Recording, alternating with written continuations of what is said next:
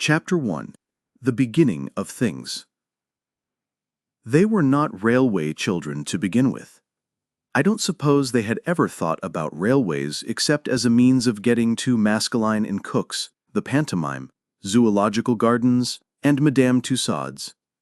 They were just ordinary suburban children, and they lived with their father and mother in an ordinary red-brick-fronted villa, with colored glass in the front door, a tiled passage that was called a hall, a bathroom with hot and cold water, electric bells, French windows, and a good deal of white paint, and every modern convenience, as the house agents say. There were 3 of them. Roberta was the eldest. Of course, mothers never have favorites, but if their mother had had a favorite, it might have been Roberta. Next came Peter, who wished to be an engineer when he grew up, and the youngest was Phyllis, who meant extremely well. Mother did not spend all her time in paying dull calls to dull ladies and sitting dully at home waiting for dull ladies to pay calls to her. She was almost always there, ready to play with the children and read to them and help them to do their home lessons. Besides this, she used to write stories for them while they were at school and read them aloud after tea, and she always made up funny pieces of poetry for their birthdays and for other great occasions such as the christening of the new kittens, or the refurnishing of the doll's house, or the time when they were getting over the mumps. These 3 lucky children always had everything they needed: pretty clothes, good fires, a lovely nursery with heaps of toys, and a Mother Goose wallpaper. They had a kind and merry nursemaid and a dog who was called James, and who was their very own. They also had a father who was just perfect, never cross, never unjust, and always ready for a game. At least, if at any time he was not ready, he always had an excellent reason for it and explained the reason to the children so interestingly and funnily that they felt sure he couldn't help himself. You will think that they ought to have been very happy, and so they were, but they did not know how happy till the pretty life in the Red Villa was over and done with and they had to live a very different life indeed. The dreadful change came quite suddenly. Peter had a birthday. His 10th. Among his other presents was a model engine more perfect than you could ever have dreamed of. The other presents were full of charm, but the engine was fuller of charm than any of the others were. Its charm lasted in its full perfection for exactly 3 days. Then, owing either to Peter's inexperience or Phyllis's good intentions, which had been rather pressing, or to some other cause, the engine suddenly went off with a bang. James was so frightened that he went out and did not come back all day. All the Noah's Ark people who were in the tender were broken to bits, but nothing else was hurt except the poor little engine and the feelings of Peter. The others said he cried over it, but of course boys of 10 do not cry, however terrible the tragedies may be, which darken their lot. He said that his eyes were red because he had a cold. This turned out to be true, though Peter did not know it was when he said it. The next day he had to go to bed and stay there. Mother began to be afraid that he might be sickening from measles when suddenly he sat up in bed and said, "I hate gruel. I hate barley water. I hate bread and milk. I want to get up and have something real to eat." "What would you like?" Mother asked. "A pigeon pie," said Peter eagerly. "A large pigeon pie, a very large one." So Mother asked the cook to make a large pigeon pie. The pie was made. And when the pie was made, it was cooked. And when it was cooked, Peter ate some of it. After that, his cold was better. Mother made a piece of poetry to amuse him while the pie was being made. It began by saying what an unfortunate but worthy boy Peter was. Then it went on. He had an engine that he loved with all his heart and soul, and if he had a wish on earth, it was to keep it whole. One day, my friends, prepare your minds, I'm coming to the worst. Quite suddenly a screw went mad, and then the boiler burst. With gloomy face he picked it up and took it to his mother, though even he could not suppose that she could make another. For those who perished on the line, he did not seem to care, his engine being more to him than all the people there. And now you see the reason why our Peter has been ill. He soothes his soul with pigeon pie, his gnawing grief to kill. He wraps himself in blankets warm and sleeps in bed till late, determined thus to overcome his miserable fate. And if his eyes are rather red, his cold must just excuse it. Offer him pie, you may be sure he never will refuse it. Father had been away in the country for 3 or 4 days. All Peter's hopes for the curing of his afflicted engine were now fixed on his father, for father was most wonderfully clever with his fingers. He could mend all sorts of things. He had often acted as veterinary surgeon to the wooden rocking horse. Once he had saved its life when all human aid was despaired of, and the poor creature was given up for lost, and even the carpenter said he didn't see his way to do anything. And it was father who mended the doll's cradle when no one else could, and with a little glue and some bits of wood and a penknife, made all the Noah's Ark beasts as strong on their pins as ever they were, if not stronger.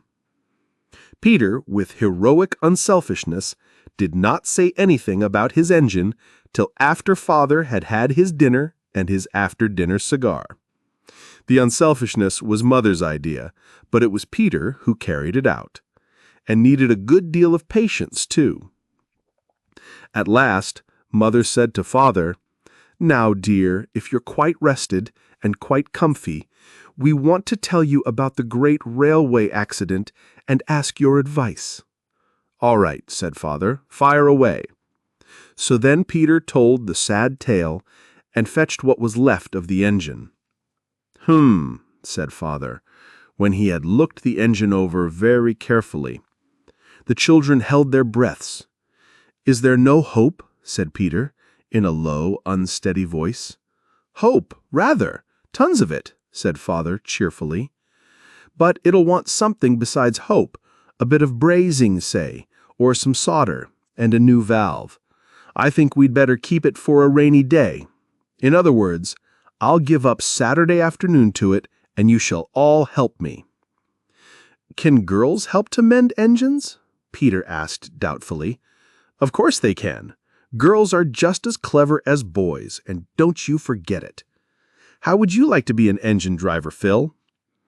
"My face would be always dirty, wouldn't it?" said Phyllis in unenthusiastic tones. "And I expect I should break something." "I should just love it," said Roberta. "Do you think I could when I'm grown up, Daddy? Or even a stocker?" "You mean a fireman," said Daddy, pulling and twisting at the engine. "Well, if you still wish it when you're grown up, we'll see about making you a firewoman. I remember when I was a boy."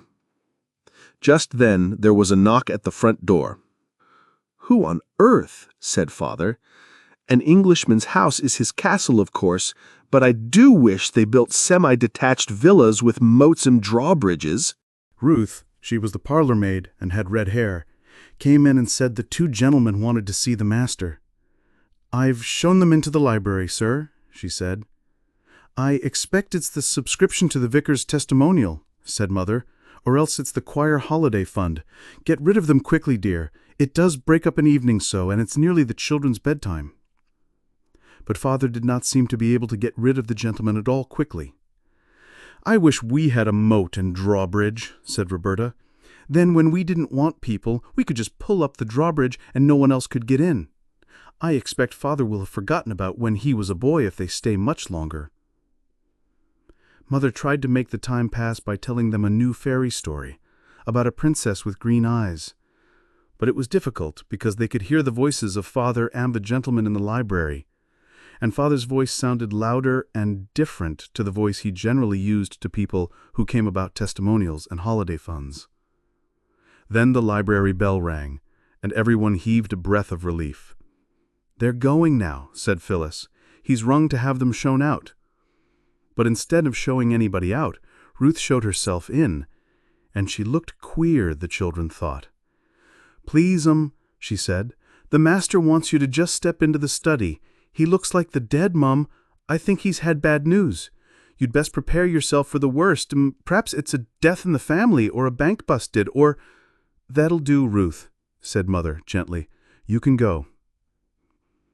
Then Mother went into the library. There was more talking. Then the bell rang again, and Ruth fetched a cab. The children heard boots go out and down the steps. The cab drove away and the front door shut. Then Mother came in. Her dear face was as white as her lace collar, and her eyes looked very big and shining. Her mouth looked like just a line of pale red. Her lips were thin and not their proper shape at all. "It's bedtime," she said. "Ruth will put you to bed." "But you promised we should sit up late tonight because Father's come home," said Phyllis. "Father's been called away. On business," said Mother. "Come, darlings, go at once." They kissed her and went. Roberta lingered to give Mother an extra hug and to whisper, "It wasn't bad news, Mammy, was it? Is anyone dead, or—" "Nobody's dead, no," said Mother, and she almost seemed to push Roberta away. "I can't tell you anything tonight, my pet. Go, dear, go now." So Roberta went. Ruth brushed the girls' hair and helped them to undress. Mother almost always did this herself. When she had turned down the gas and left them, she found Peter, still dressed, waiting on the stairs. "I say, Ruth, what's up?" he asked. "Don't ask me no questions and I won't tell you no lies," the red-headed Ruth replied. "You'll know soon enough." Late that night, Mother came up and kissed all 3 children as they lay asleep. But Roberta was the only one whom the kiss woke, and she lay mousy still and said nothing. "If Mother doesn't want us to know she's been crying," she said to herself, as she heard through the dark the catching of her mother's breath, "we won't know it, that's all." When they came down to breakfast the next morning, Mother had already gone out. "To London," Ruth said, and left them to their breakfast. "There's something awful the matter," said Peter, breaking his egg. "Ruth told me last night we should know soon enough." "Did you ask her?" said Roberta with scorn. "Yes, I did," said Peter angrily. "If you could go to bed without caring whether Mother was worried or not, I couldn't, so there." "I don't think we ought to ask the servants things Mother doesn't tell us," said Roberta. "That's right, Miss Goody-Goody," said Peter. "Preach away." "I'm not goody," said Phyllis, "but I think Bobbie's right this time." "Of course, she's always is, in her own opinion," said Peter. "Oh, don't," cried Roberta, putting down her egg spoon. "Don't let's be horrid to each other. I'm sure some dire calamity is happening. Don't let's make it worse." "Who began, I should like to know," said Peter. Roberta made an effort and answered, "I did, I suppose, but—" "Well then," Peter said, triumphantly. But before he went to school, he thumped his sister between the shoulders and told her to cheer up. The children came home to 1 o'clock dinner, but Mother was not there, and she was not there at tea time. It was nearly 7 before she came in, looking so ill and tired that the children felt they could not ask her any questions. She sank into an armchair. Phyllis took the long pins out of her hat, while Roberta took off her gloves, and Peter unfastened her walking shoes and fetched her soft, velvety slippers for her. When she had had a cup of tea, and Roberta had put eau de cologne on her poor head that ached, Mother said, "Now, my darlings, I want to tell you something. Those men last night did bring very bad news, and Father will be away for some time. I am very worried about it, and I want you all to help me and not to make things harder for me." "As if we would," said Roberta, holding Mother's hand against her face. "You can help me very much," said Mother, "by being good and happy and not quarreling when I'm away." Roberta and Peter exchanged guilty glances. "For I shall have to be away a good deal." "We won't quarrel, indeed we won't," said everybody, and meant it too. "Then," Mother went on, "I want you not to ask me any questions about this trouble, and not to ask anybody else any questions. Peter cringed and shuffled his boots on the carpet. "You'll promise this too, won't you?" said Mother. "I did ask Ruth," said Peter, suddenly. "I'm very sorry, but I did." "And what did she say?" "She said I should know soon enough." "It isn't necessary for you to know anything about it. It's about business, and you never do understand business, do you?" "No," said Roberta. "Is it something to do with government?" For Father was in a government office. "Yes," said Mother. "Now it's bedtime, my darlings, and don't you worry. It'll all come right in the end." "Then don't you worry either, Mother, and we'll all be as good as gold." Mother sighed and kissed them. "I say, we'll begin being good the first thing tomorrow morning," said Peter, as they went upstairs. "Why not now?" said Roberta.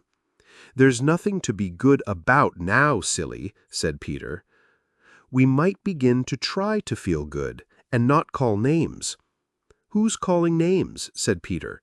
"Bobbie knows right enough that when I say silly, it's just the same as if I said Bobbie." "Well, no, I don't mean what you mean. I mean it's just what is it Father calls it? A germ of endearment. Good night." The girls folded up their clothes with more than usual neatness, which was the only way of being good that they could think of. "I say," Phyllis smoothed out her pinafore, "you used to say it was so dull, nothing happening like in books. Now something has happened." "I never wanted things to happen to make Mother unhappy," said Roberta. "Everything is perfectly horrid." Everything continued to be perfectly horrid for some weeks. Mother was nearly always out. Meals were dull and dirty. The between maid was sent away, and Aunt Emma came on a visit. Aunt Emma was much older than Mother. She was going abroad to be a governess. She was very busy getting her clothes ready, and they were very ugly, dingy clothes, and she had them always littering about, and the sewing machine seemed to whir on and on all day and most of the night. Aunt Emma believed in keeping children in their proper places, and they more than returned the compliment. Their idea of Aunt Emma's proper place was anywhere where they were not, so they saw very little of her. They preferred the company of the servants, who were more amusing. Cook, if in a good temper, could sing comic songs, and the housemaid, if she happened not to be offended with you, could imitate a hen that has laid an egg, a bottle of champagne being opened, and could mew like two cats fighting. The servants never told the children what the bad news was that the gentleman had brought to Father, but they kept hinting that they could tell a great deal if they chose, and this was not comfortable. One day when Peter had made a booby trap over the bathroom door, and it had acted beautifully as Ruth passed through, that red-haired parlour-maid caught him and boxed his ears. "You'll come to a bad end," she said furiously, "you nasty little limb, you!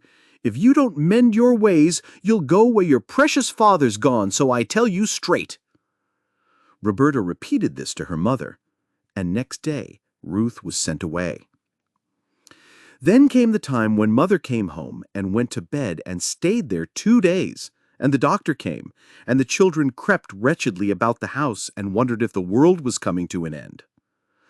Mother came down one morning to breakfast, very pale and with lines on her face that used not to be there, and she smiled as well as she could and said, "Now, my pets, everything is settled.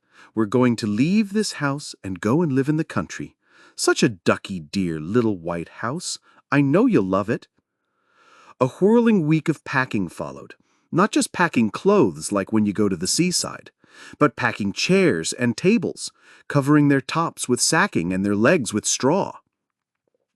All sorts of things were packed that you don't pack when you go to the seaside. Crockery, blankets, candlesticks, carpets, bedsteads, saucepans, and even fenders and fire irons.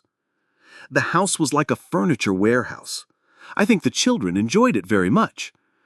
Mother was very busy, but not too busy now to talk to them and read to them, and even to make a bit of poetry for Phyllis to cheer her up when she fell down with a screwdriver and ran it into her hand.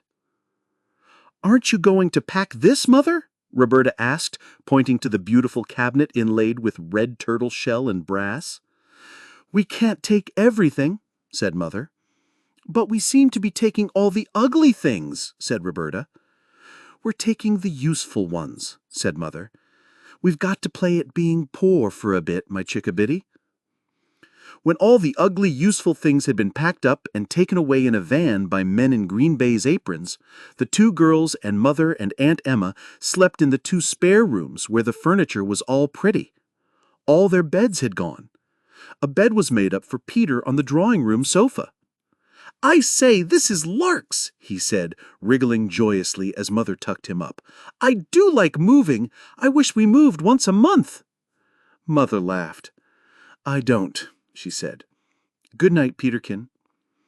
As she turned away, Roberta saw her face. She never forgot it. "Oh, Mother," she whispered all to herself as she got into bed. "How brave you are! How I love you! Fancy being brave enough to laugh when you're feeling like that!" Next day, boxes were filled, and boxes and more boxes, and then late in the afternoon a cab came to take them to the station. Aunt Emma saw them off. They felt that they were seeing her off, and they were glad of it. "But oh, those poor little foreign children that she's going to governess!